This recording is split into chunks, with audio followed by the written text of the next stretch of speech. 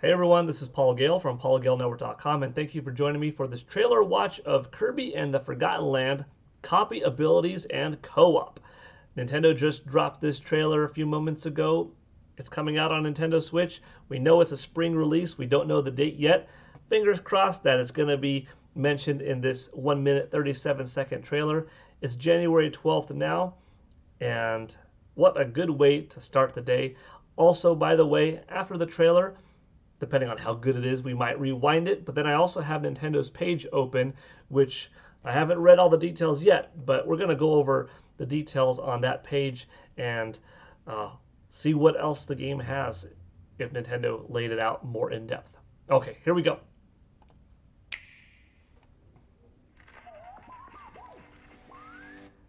Looks good. I'm really happy that they decided to go with a 3D open, nice adventure. That looks so much fun. That looks pretty. Definitely some nice visuals, nice clean water. Here's the co-op. That's cool. I like the CG. It looks very top quality. Top notch, you know? The opening shot with CG, that was as well. But the transition to gameplay is smooth. Looks like we've got some mini games. This Waddle Dee section looks like it's a hub. That's pretty dope. Ah, cool. A world that you can fly over. Map access, kind of like a sped up take almost on Super Mario 3D World. Abilities, our third person lock on. That one character almost looked like a piranha plant. You take on Wispy Woods. Oh wow! I was saying you take on Wispy Woods. That castle shot. That sunset. March 25th, 2022. Nice. That's 2 months and 13 days away. Okay, hold on. There are a few shots that I wanted to go over here because it's not a long trailer, but yeah, let's look at this. Okay, so the CG, the quality on these polygon models, the shadows, the lighting, they look sophisticated. You know, for Kirby being a simple geometric character, being a ball with little arms and legs, a pink puffball, he's got some depth to him in the CG. So that looks really nice. And you could tell there's a difference between, you know, cinematic scene and gameplay, but the gameplay is really nice, I think. Okay. I like what I'm seeing. This was pretty. This was like the first gameplay shot that I think made me like, whoa, that's some nice looking water. Deeper dark blues, getting lighter and lighter as you get closer, more shallow to the surface or to rock formations and stuff. You know, I've been enjoying Kirby games for 3 decades now. Actually, 30th anniversary is 2022, as I believe the first Kirby game was a 1992 release. And I've been playing the series on Game Boy, on NES, you know, all the way through. I enjoyed, you know, Kirby's Epic Yarn on Wii. I thought that was a really fun deviation from the suck characters up, copy their ability. That one was very different, but also, like I said, solid. But it's taken a while for Kirby to, okay, this is that next proper evolution, in my opinion. Not to say that they won't go back to 2D games again, but this feels like it's appropriate. It's time. It's time that, you know, Nintendo takes it 3D, because on Nintendo Switch, you have such a great audience, such a healthy ecosystem, that I feel like with this console, you could risk a little more with expanding some of your old IP in different directions, because you have such a strong ecosystem, so many success stories of franchise after franchise doing the best yet on this platform, that you could put more money into a project, you could kind of change up the game, and you're probably going to get those rewards. It's probably going to be realized. You know, the fruits of your labor will be there on Nintendo Switch seemingly more than any other Nintendo platform, at least internally, and for a lot of third parties and indies seeing success on it. Whereas sometimes you may try to stick as a developer to something tried and true because you don't want to risk that failure, or you don't want to go too high in development because what if the game doesn't sell as well? Nintendo's got so much cash right now that they could experiment. And if not every game is a success, they have so much more money coming from other games that are guaranteed to be successes that they're going to be fine. So on that end, take Kirby and go from 2D to 3D like you are. Also on that end, go ahead and make the 3D Kirby game big. Throw in a nice soundtrack. Have some orchestrated music, which we don't know if it's going to happen or not yet, but put in this quality effort into these, CG high quality polygon models that differentiate the game's cinematic FMVs and, make the gameplay look solid, tight. This has got to be a hub world. It looks like maybe a movie zone where you could watch some of your achievements, or maybe it'll be for some gamers to go to look at what's coming, like a little bit of a hint system. I don't know, just a little bit of a guess. A food station, maybe a costume wardrobe area. Lots of wildies. Here we got some food, mini games and stuff. We saw some fishing earlier. Let's see. Today's top trend is sword. It's the most popular ability in the... Okay. It says at the bottom, Nintendo Switch Online membership sold separately and Nintendo account required for online features. Not available in all countries and stuff. So today's top trend. So I'm guessing there's going to be some kind of leaderboards or some kind of indication as to why you have a Nintendo Switch Online connection. I don't know if the 2-player is going to be online. I wouldn't count on it. But then again, Super Mario 3D World has online 2-player co-op or up to 4-player co-op on Nintendo Switch with Bowser's Fury. Not the Bowser's Fury portion, but the 3D World portion. So it could have 2-player online, but to be on the safe side, couch co-op seems more likely, but some kind of online tracking, I guess, seems safe bet. Mechanic there. Like, this is what I was talking about earlier with the whole, you're hopping on the Warp Star and you're traveling over the land. You've got different sections. So you're not maybe flying over the world that you're actually playing in, but flying over the greater world in between areas. So that's pretty cool. That looks like it'll be a fun way to go in between different zones. Like, just, let's see. Yeah, it just looks great. This is a Kirby game for Kirby, what Super Mario Odyssey was for Mario. Even more ways than just the normal, like, okay, it's a big open world game starring one of Nintendo's popular characters on Nintendo Switch. Because Mario games, we've had a lot of 3D Mario titles in the past. Kirby, not so many. They've mostly been 2D. But Mario, literally in Odyssey, you're capturing enemies' abilities by becoming them, and you have those power-ups throughout the world. Kirby typically sucks up enemies' powers and then adopts them as his own. You had a Waddle Dee character in Kirby. You had Cappy as a secondary playable character in Super Mario Odyssey. But this looks to be much more in-depth for a second player, and that's cool. Looking fun. Yeah, our Wispy Woods tree looks tropical. It's got a little soul patch here too. Okay, this shot we saw before, and I just love it. I love the colors. I like this carnival kind of land theme going on. This shot's beautiful. Deserty, deserted land.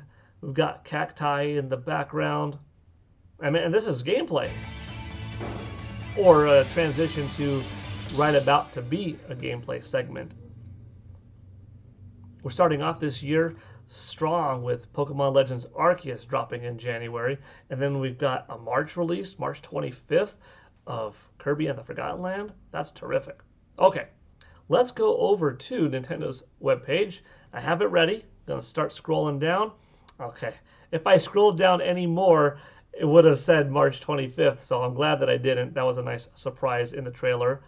Pre-orders up. I'll be getting this physically though, but good to know that you could get up to 300 points. 300 of these coins is $3. So if you buy it digitally, you're also not paying tax. So it's like 57 bucks if you buy it digitally instead of like $65 after tax. Otherwise, I say 57 because you get those 300 points, which is $3 off. So 57 versus 65-ish, you're saving, $8, $9 depending on where you live tax-wise if you want to have this game always on your system. Not a bad strategy. It's just if I have a choice, most of the time I'm going to go physical with games. Let's read this though. Join Kirby in an unforgettable journey through a mysterious world in a 3D platforming adventure. Float off on an all-new adventure as the powerful puffball Kirby. Explore in 3D stages as you discover a mysterious world with abandoned structures from a past civilization, like a shopping mall. Copy enemies' abilities like the new Drill and Ranger and use them to attack, explore your surroundings, and save the kidnapped Waddle Dees from the ferocious Beast Pack along the mysterious Elfalin. Hope you're hungry for an unforgettable adventure. Okay, so you're rescuing these Waddle Dees, and maybe in that hub, why there were so many Waddle Dees, it becomes inhabited by the Waddle Dees that you're protecting, that you're saving from capture throughout the game, and then they fill it up. And maybe they unlock, like these Waddle Dees are like in charge of food and inventory, and you could kind of play a mini game and start off the next stage with a certain power up. Or over here you could have some kind of RPG element where you're strengthening Kirby's max ammo that he's able to shoot out of a gun or make the gun stronger or something like that. The fishing mini game. Maybe it's not accessible right away, but you rescue more Waddle Dees, and okay, now you could fish. And maybe the fishing doesn't impact the next stage that you're about to play, but it's just something fun within it. Who knows? Pretty awesome though. This is really cool. Join up with a pointy partner, Bandana Waddle Dee, in co-op play. Pointy partner. I wonder if that has anything to do with actual pointing. Will there be any kind of motion control in that? Or just playing on Bandana Waddle Dee because he has a pointy stick? Could be that. Could be both. Pass a Joy-Con controller to a buddy to play as the spear-wielding Bandana Waddle Dee and help each other explore and battle through this colorful world. While Kirby can float and inhale enemies, Bandana Waddle Dee can spin and stab with his sturdy spear. Find friendships in this forgotten world and save the Waddle Dees. So in some Kirby games, Kirby's copy ability gets kind of passed on to a second player, or third or fourth player, and you've got a few people with a fire power or an ice power or sword attack and that kind of thing. Here it looks like there will be two different distinct playstyles, which is actually pretty cool. If you're playing with a less experienced gamer, maybe you let that person choose the overpowered character or the character that regenerates health more or whatever, and then you play as the one that could take more damage. Who would be more powered though? Typically Kirby, but sometimes these games have the secondary player as like, oh no, you're the character that can't die, keeps getting resurrected, stay still for a few seconds, the health regenerates, so that could be Waddle Dee. Regardless though, two different gameplay styles is nice because maybe you're not playing with someone who's unexperienced and you just want to play with a friend, with your wife, or maybe your kid. I say wife because I'm married, my wife, but your wife, your husband, your son, your daughter, or your friend that can play toe-to-toe with you, and you just want to swap up on different game styles. That's pretty cool. It's nice that it's kind of nice in a way that it's not playing as the same exact character, because then you could switch off and get a very different experience. Although I can see some people maybe saying like, I kind of want to have two of us being fired at the same time, but looks cool. I'm not complaining. I like this change up. This is important. This is some franchise growth here. Float over obstacles and fight through enemies on your way to each stage's goal as you slash, poke, freeze, and hammer using Kirby's copy abilities. Each themed stage you travel through will hide several friendly Waddle Dees in peril. Save them to grow the home base of your adventure, the once deserted Waddle Dee town. The Waddle Dees you rescue will unlock shops and leaderboards. Okay, so there we have unlocking the shops, just like I thought. Leaderboards. Okay, so they will unlock leaderboards. Interesting. So there's the NSO thing. I've got an asterisk here. If I scroll down, it's probably going to say something on the NSO. You'll also be able to enjoy some of the town folks' favorite games. That asterisk, 5.8 gigabyte file size. Okay, it's an E10 Plus game. Developed by HAL, 2 players, platformer action game, published by Nintendo. Okay, this asterisk is, yes, the Nintendo Switch Online membership sold separately, required for online features. All right. Yeah, that's cool. Like, you know, when we get gaming news like this, I'm so happy because even though I should be used to gaming news like this happening all of the time, it still hasn't left me the fact that I grew up in the 80s and 90s in a pre-internet time where our gaming news was delivered once a month via magazine, right? And as gaming moved on and social media came in and stuff like that, we're really lucky that we're living in an era that they kind of came along together, because now I think we're kind of spoiled. You get news all the time, directs all the time. You know, you can hop on any video game company's social media site, Twitter, whatever, YouTube, and there's almost always something small being shared. But something like this is like an extra, cool treat. And yeah, 2022 looks fantastic for Nintendo. Even when you're not talking rumors and stuff and things that we think that are going to happen this year, like Metroid Prime Remake 20th Anniversary Edition dropping in November, you know, Mario Kart 9 coming out maybe, like, regardless of those things that we're speculating, or new Donkey Kong, right? You're looking at Pokemon Legends Arceus. You're looking at Kirby and the Forgotten Land, Bayonetta 3, Advance Wars 1 and 2, Mario plus Rabbids Sparks of Hope, The Legend of Zelda Breath of the Wild's sequel. Dang, I'm getting goosebumps from that stuff. That list is giving me goosebumps because that's exciting. Those are all real games. Those are all exclusives. Nintendo Switch turns 5 in March. It's also smart that Nintendo released it just after March 3rd. So it's the first game of going into year 6, but right before March 31st. So this game's sales boost up the last bit of software for Nintendo's fiscal year, which ends March 31st. And it's such a strong release coming at the end of March that it's going to be explosive throughout April, thus starting off Nintendo's Q1, which begins April 1st, off with a bang, you know?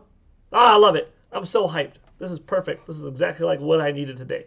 Thank you so much for watching this breakdown with me. I hope you had fun. I think we went over a lot. We watched the trailer. We looked over a few parts a couple of extra times. Went over and talked about the game, the official PR. Yeah, let me know what you thought. Are you excited for the game? All right. Thanks again.